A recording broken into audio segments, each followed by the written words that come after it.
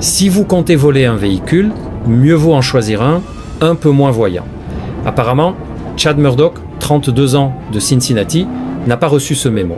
Le 30 mai 2023, il a misé gros en volant un bus scolaire jaune vif dans le comté de Hamilton. Et devinez quoi? Un bus scolaire volé se remarque énormément. Il n'a pas fallu longtemps avant que la police d'État et les shérifs repèrent le véhicule massif. Et la poursuite commence. Suivre le bus était facile, mais l'arrêter en toute sécurité, c'était une autre histoire. Le percuter aurait été trop dangereux et une manœuvre pite aurait pu tourner au désastre. Les officiers ont donc joué intelligemment, restant à sa queue et attendant le bon moment.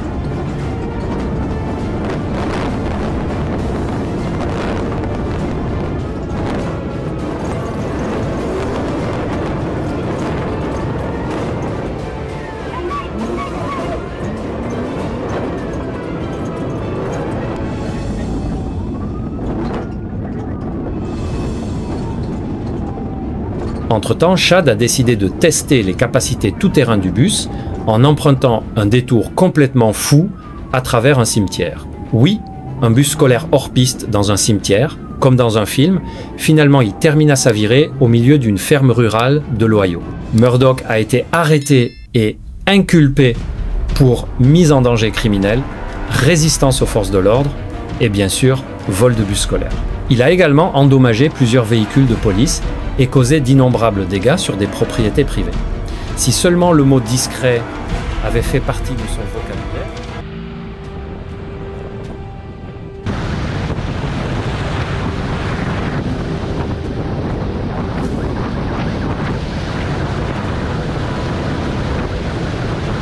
Ce que vous êtes sur le point de voir n'est pas un film d'action hollywoodien. Ce sont de vraies courses-poursuites policières venues du monde entier, avec des fuites audacieuses, des poursuites à grande vitesse et des manœuvres à couper le souffle qui n'ont rien à envier au film. Certains disent que c'est la meilleure course-poursuite jamais filmée.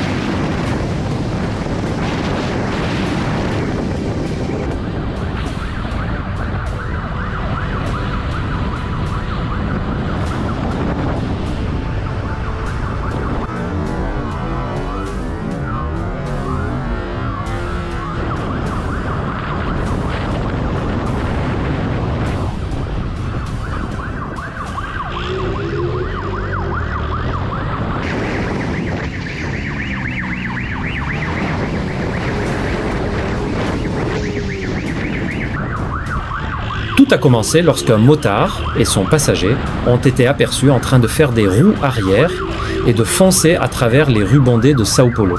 Un policier à moto a tenté de les arrêter, mais ils avaient d'autres plans. Le conducteur a accéléré, entraînant l'officier dans une poursuite allaitante de 6 minutes à travers des rues encombrées et des ruelles étroites. Évitant le trafic, prenant des virages serrés et enchaînant des cascades qui feraient rougir un cascadeur hollywoodien, le motard semblait inarrêtable.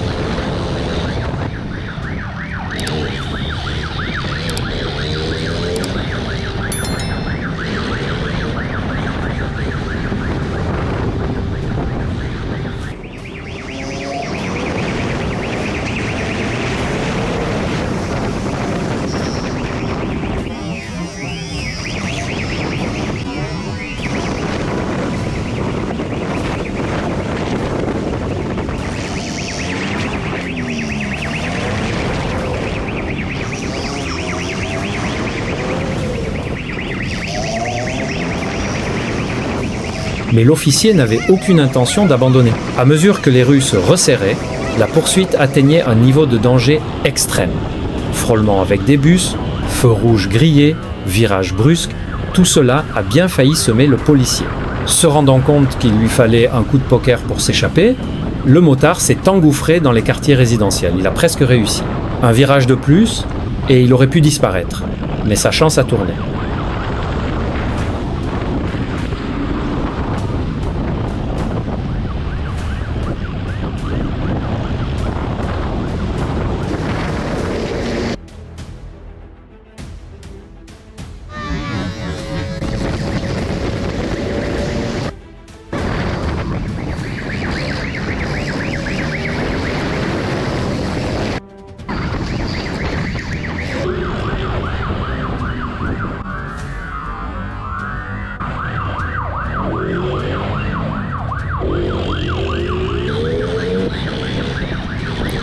Vu son aisance et sa connaissance des rues, ce n'était clairement pas sa première poursuite. Mais cette fois, ce pourrait bien être la dernière.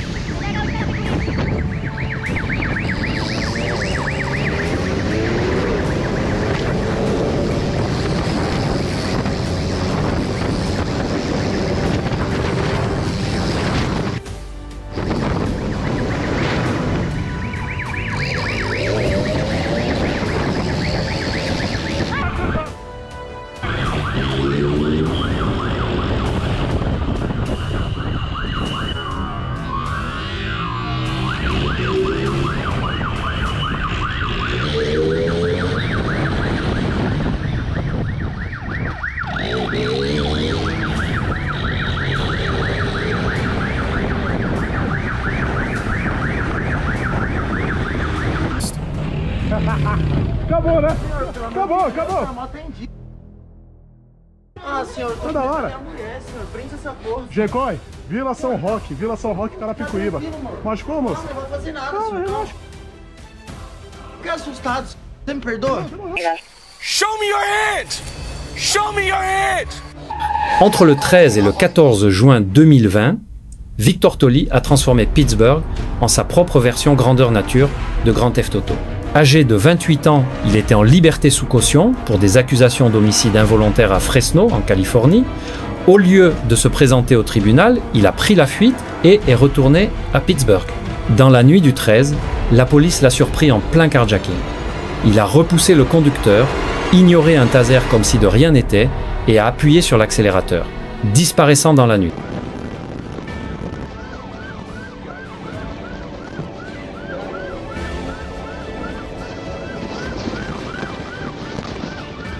C'était en pleine nuit lorsqu'un officier a repéré quelque chose d'inhabituel, un Polaris RZR fonçant sur la route en totale illégalité. Allumant ses gyrophares, l'officier tente d'arrêter ce véhicule sportif côte à côte sans se douter qu'il allait vivre la course de sa vie. Il réalise rapidement que sa voiture de patrouille n'a aucune chance face à l'agilité et aux capacités tout-terrain du Polaris RZR. Le véhicule esquive les obstacles sans effort, démontrant pourquoi l'armée utilise ces machines. Solide, rapide et pratiquement impossible à arrêter. Le conducteur et sa petite amie, avec une caisse de bière à bord, avaient trouvé le véhicule parfait pour s'échapper. Peu importe les efforts de l'officier, il continuait à lui échapper. Finalement, l'agent n'a eu d'autre choix que d'abandonner la poursuite, sachant que ce n'était qu'une question de temps avant qu'il ne disparaisse dans la nuit.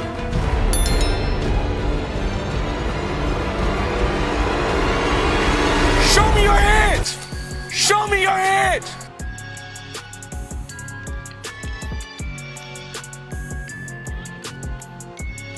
C'était une nuit noire, une de ces nuits où même la lune semble avoir peur.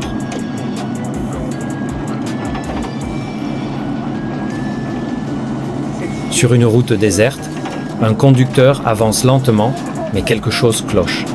Ses yeux scrutent l'obscurité. Derrière lui, des phares surgissent, et le hurlement des sirènes brise le silence. Pris de panique, il n'hésite pas. Il fonce à toute vitesse, zigzagant sur la route. Mais la route mène à un chemin étroit qui s'enfonce dans la brousse. C'est sa seule chance de s'échapper, ou du moins, il le croit. Sa voiture glisse sur la terre meuble, soulevant poussière et feuilles mortes.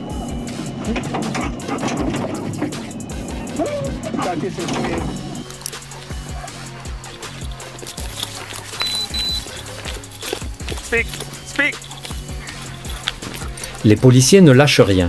À pied, ils avancent dans la brousse, leurs torches illuminant la nuit et leur voix résonnant dans l'obscurité.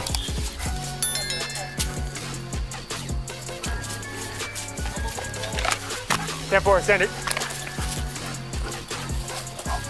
10-4.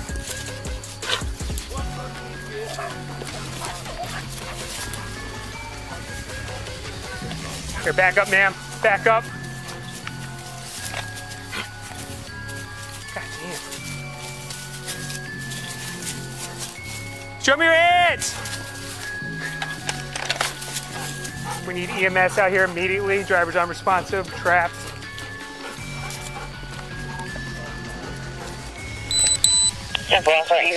Show me your hands! Show me your hands!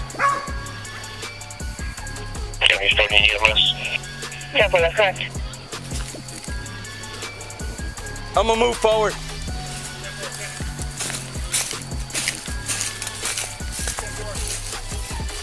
One person in the vehicle, unresponsive. Subject's unconscious, one person in the vehicle. It's a Honda Accord.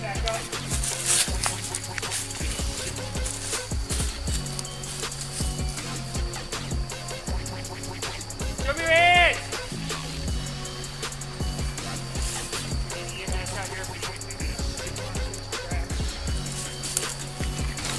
Start fire. Hey, if you put a gun on him, I'll see if I can get the door open. You want to move to the front? Can you? You want to move to the front so I don't.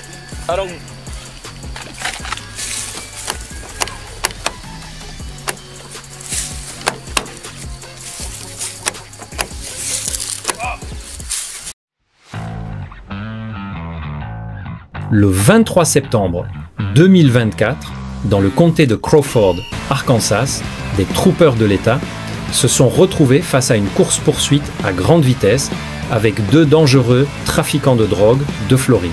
Derek Scutter et Matthew Bunch transportaient un énorme chargement de méthamphétamine et de fentanyl à travers les frontières d'État, sans aucune intention de s'arrêter.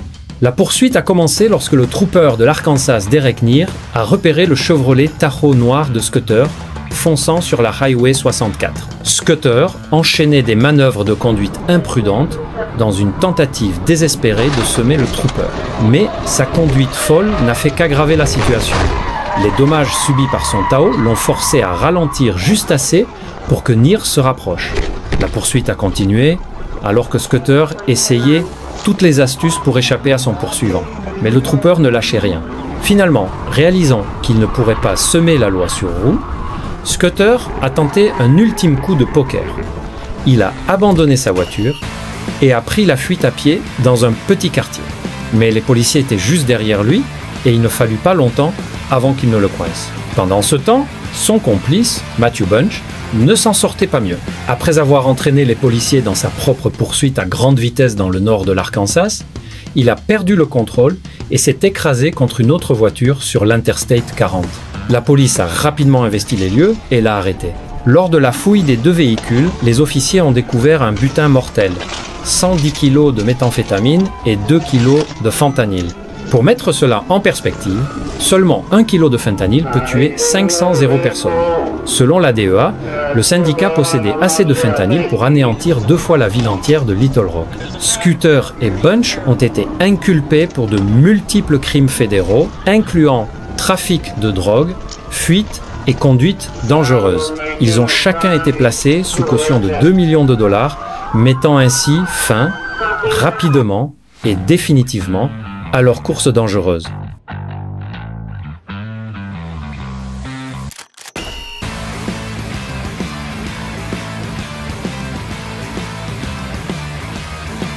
Le 14 octobre 2020, ce qui avait commencé comme une patrouille de routine pour le trooper de l'Arkansas, Dylan Robbins, s'est rapidement transformé en course-poursuite. Il repère un Range Rover tagué à la bombe filant vers l'ouest sur Airport Road.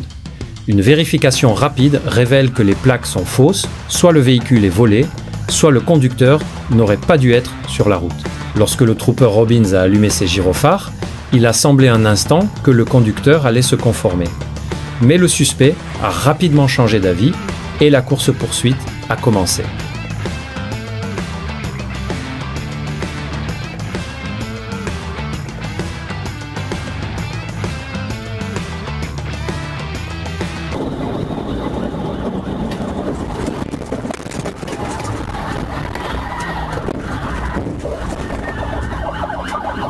Le 5 décembre 2023, la police du comté de Miami-Dade a poursuivi une camionnette utilitaire volée filant vers le sud sur l'I-95.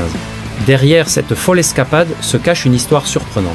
Le conducteur venait de s'échapper d'un établissement psychiatrique voisin et fuyait à pied jusqu'à tomber sur une concession automobile où une camionnette était laissée ouverte, les clés à l'intérieur. Repérer le véhicule volé a été facile et les patrouilleurs autoroutiers ont rapidement rattrapé la camionnette, déclenchant une course-poursuite à grande vitesse sur l'autoroute de Floride.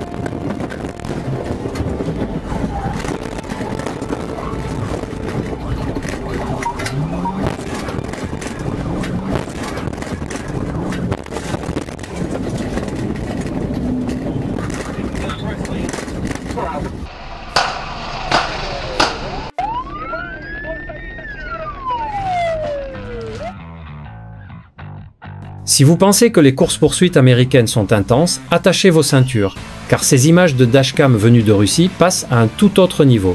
L'endroit exact reste un mystère, mais une chose est certaine, le conducteur d'un énorme camion porte-voiture était ivre comme un marin soviétique et bien décidé à s'échapper. Les policiers russes n'avaient aucune intention de laisser cette virée dangereuse se poursuivre.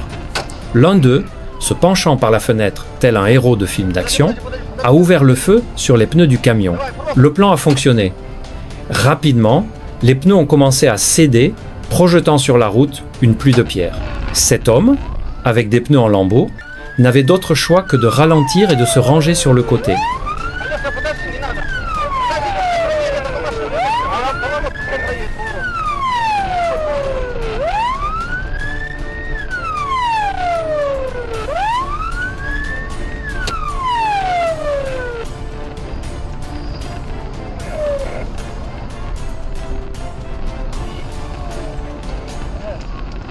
Quand la caméra est revenue, il était déjà allongé face contre terre, les mains derrière le dos.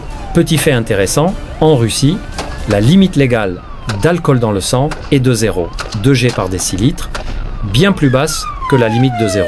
8 G aux États-Unis, on peut dire sans risque que ce chauffeur routier était largement au-dessus de la limite. Finalement, le conducteur fonce à travers les buissons, mais il est vite rattrapé. Et puis, il n'y a plus d'échappatoire. En quelques instants, il est encerclé. Il doit se rendre